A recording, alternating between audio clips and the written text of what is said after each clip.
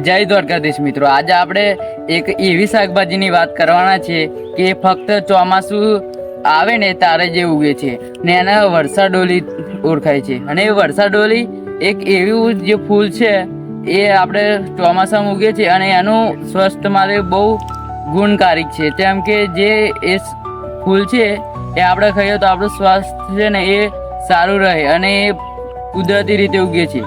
ને આપણે રીતે ઉગાડવા કરીએ કે આપણે બીજ નાખીને ઉગાડીએ તે ઉગે નહીં, પણ એ જે વાડ હોય આપણા વાડ એમાં જે એની કુદરતી રીતે જે ઉગે છે.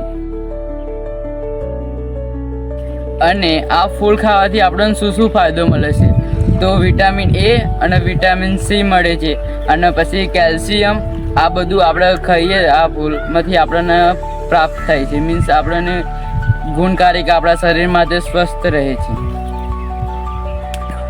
અને આમાં આયર્ન અને કેલ્શિયમની માત્રા ભરપૂર હોય છે.